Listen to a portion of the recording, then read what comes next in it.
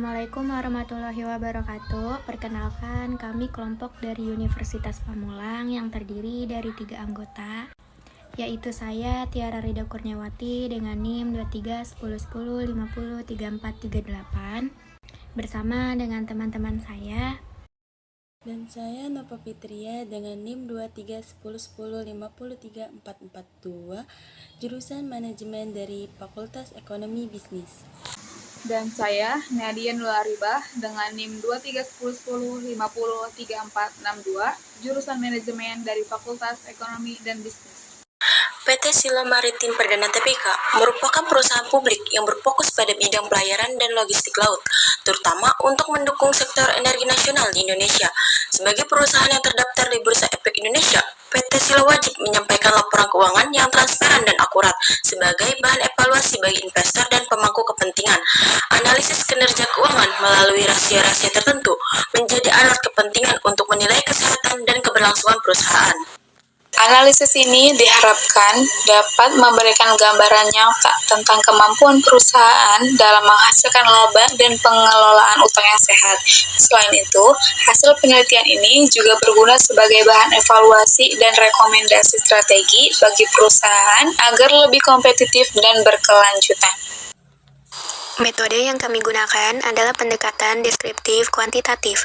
Kami mengumpulkan dan mengolah data laporan keuangan PT Silo Maritim Perdana Tbk selama 5 tahun terakhir, yaitu dari tahun 2020 hingga tahun 2024, yang diperoleh dari situs resmi Bursa Efek Indonesia.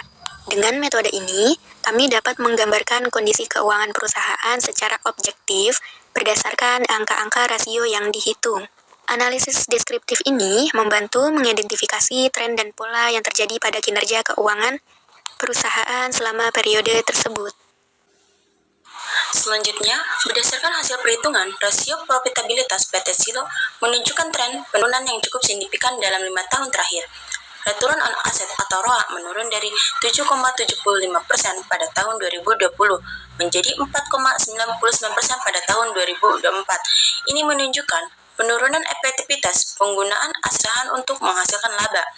Return on Equity atau ROE juga turun dari 16,93% menjadi 10,88%, yang mengindikasikan pengembalian bagi pemegang saham menurun. Net Profit Margin atau NPM turun dari 26,65% menjadi 13,03%, sementara Gross Profit Margin atau GPM turun dari 44,04% menjadi 29,38%. Penurunan margin ini bisa mengidentifikasikan meningkatnya biaya operasional atau tekanan harga di pasar yang menurunkan keuntungan. Debt to Asset Ratio atau DAR perusahaan berada di kisaran 54%, yang berarti lebih dari setengah aset perusahaan dibiayai oleh utang. Debt to Equity Ratio atau DER berkisar antara 115% hingga 121%, menunjukkan bahwa perusahaan menggunakan lebih banyak utang dibandingkan modal sendiri dalam struktur pendanaannya. Kondisi ini menunjukkan risiko finansial yang cukup tinggi karena ketergantungan pada utang bisa meningkatkan beban bunga dan menurunkan fleksibilitas keuangan perusahaan. Kami membandingkan hasil rasio keuangan PT Silo Maritim Perdana Tbk dengan standar industri yang diacu dari literatur dan referensi Bursa Efek Indonesia, antara lain ROA atau Return on Asset Ideal 3% sampai 6%, ROE atau Return on Equity 12% sampai 18%, NPM atau Net Profit Margin 10% sampai 20%, GPM atau Gross Profit Margin 30% sampai 45%, DAR atau Debt to Asset Ratio 30% sampai 45%, dan DER atau Debt to Equity Ratio 50% sampai 100%. Jika dibandingkan, PT Silo Maritim Perdana Tbk memiliki Return on Asset dan Return on Equity di bawah standar yang ideal, yang menandakan profitabilitasnya kurang optimal. Net Profit Margin dan Gross Profit Margin juga berada di bawah batas bawah standar, menunjukkan efisiensi dan keuntungan yang menurun. Sedangkan Debt to Asset Ratio dan Debt to Equity Ratio perusahaan berada di atas standar, yang berarti beban utang cukup berat dan harus dikelola dengan hati-hati agar tidak beresiko.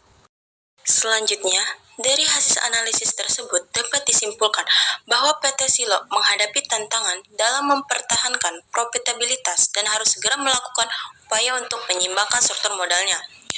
Perusahaan disarankan untuk meningkatkan efisiensi operasional guna menekankan biaya dan memperbaiki margin keuntungan.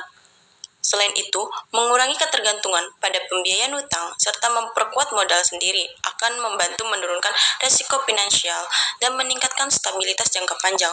Semoga hasil analisis ini dapat menjadi masukan yang bermanfaat untuk perusahaan dan semua pihak yang berkepentingan. Terima kasih atas perhatian Bapak atau Ibu dosen dan teman-teman semua. Wassalamualaikum warahmatullahi wabarakatuh.